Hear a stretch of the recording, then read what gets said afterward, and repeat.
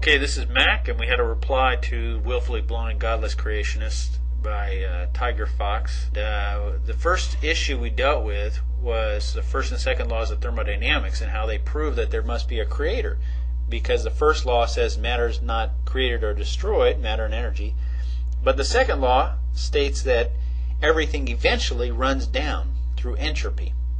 And since obviously our universe is not in a state of heat death, we must have had a creation point, yet things cannot have been created because of the first law. So that tells you the first and second laws prove there must be something outside of the natural universe that created the world. But this guy regurgitates a very sort of lengthy section here on what is the first law, what is the second law of thermodynamics, and then he comes to a thing here that he shows that he calls his singularity. And he says, well, this obviously must have contained all the matter and energy in the universe. Therefore, it was not created or destroyed. It was all there in this singularity, showing that he can't think. His reasoning ability is defunct. If this ball of matter had all the universe contained within it, then where was it 5 years beforehand, and 10 years beforehand, and 20 years beforehand? Obviously, for an eternity beforehand, it was sitting there as a little ball. And the second law of thermodynamics states that everything moves toward entropy. So this little ball would have, in an eternal universe, already reached a total dissolved state of complete entropy. Over eternity, that's what would have happened. So this ball obviously could not be eternal. So he was not able to apply the first and second laws of thermodynamics even after discussing them. He discussed them and discussed them and discussed them, and then when it came to actually applying them, he couldn't apply them. He couldn't think or reason his way through. And the same thing happened with abiogenesis, which is basically spontaneous generation.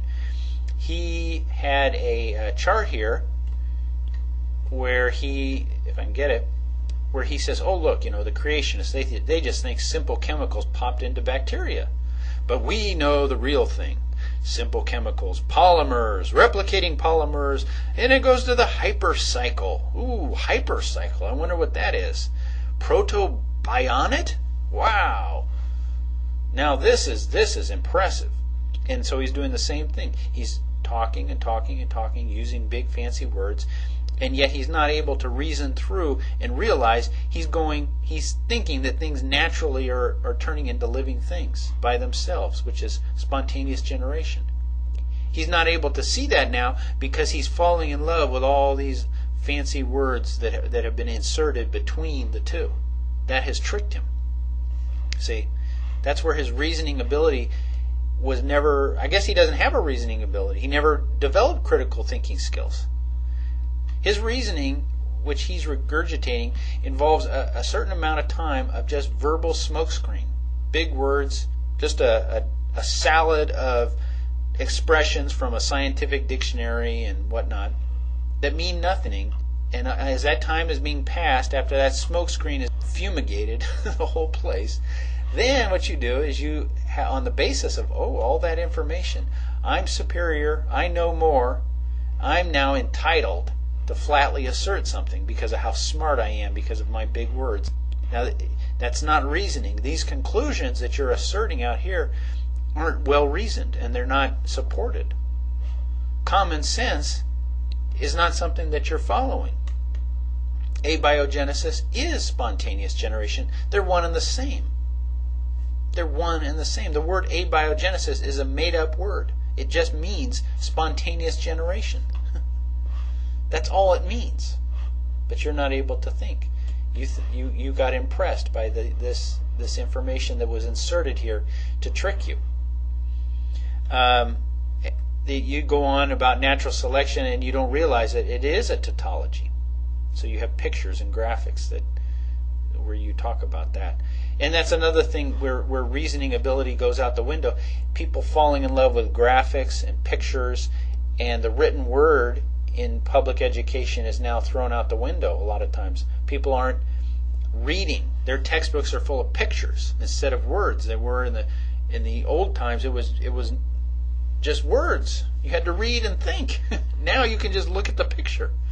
So that's what you're doing. You just have pictures here, and you think, well, natural selection is, as you called it, a model of based on scientific evidence. Well, no, it's still a tautology. Even if you give it fancy words, it's still a tautology, because that which survives. That's all it shows. The change is based on DNA change. It has nothing to do with natural selection, which just is the killing off of some things and the surviving of other things. Things survive and things die. That doesn't say anything about why they change. Dumb. It's going through the smoke screen here of non-reasoning. When you dealt with Lamarckism, and you dealt with a smoke screen again, Lamarckism, on and on and on, and why Lamarckism is not true. And you have the pictures of the giraffe. But if I can get to, let's see, one of these, I think I wrote it down here. It's about right this point. When something in the environment changes, mutations occur as a result. This is basic biology. When something in the environment changes, mutations occur as a result. This is basic biology. Basic biology. So when something in the environment change, what? Lamarckism happens. You're a Lamarckist, and you don't even realize it. The genes change as a result. They're reactionary. You're a Lamarckist. After doing all this Lamarckian, oh, it's not true. I've repeated what I found in the textbooks. It's not true. It's not true. And then you find out that you actually believe it. So you can't think. Your mind is not able to do that. That's why, I put here willfully blind, godless creationists. I think in your case, maybe we'll make an exception. Maybe you're just stupid. Maybe you've just been brainwashed. Then you go on to evolution and why you think mutations aren't mathematical. And of course, I never said mutations were mathematical. What I meant is the math, and if you go back you'll see my video which proves this, the math on the DNA shows that it could not produce useful proteins. Mathematically, that's impossible to happen accidentally. And then, of course, information systems involve stages. Like if this structure over here finally, after 1 million years, typed out MAKE space A space PROTEIN, make a protein. Well, that's very impressive. After millions of years of attempting to say something meaningful, he evidently was able now to say something meaningful, make a protein, to type that out. But the problem is he communicates that over here to some other structure, and this structure doesn't understand this. It might be that this structure speaks Chinese or Korean or Japanese or German or Swahili, whatever. It doesn't understand what this means. So this information, make a protein, only can be understood on the basis of some unwritten understanding that these two share, such that then they can pass, the RNA then can share its information with the other structure, another language. So there has to be language and a shared information system that's already understood. It's not just chemical reactions.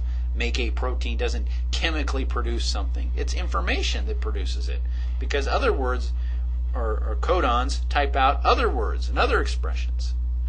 So you don't understand how that works. And I did that on the DNA Checkmate. If you want to understand it, go back and watch it. So, I feel sorry for people like you. You've been brainwashed, and you've just received, and probably in the same way you're regurgitating things now, that's how you were brainwashed. Somebody pushed a bunch of facts on you and then said, now move your common sense away and just pay attention to how smart I am with all this factual information. Now buy this baloney. And you threw common sense out the window and bought the baloney. You're going to be held account one day for all your sins. So you better get right with God by Jesus Christ. Otherwise, you're going to burn in hell forever.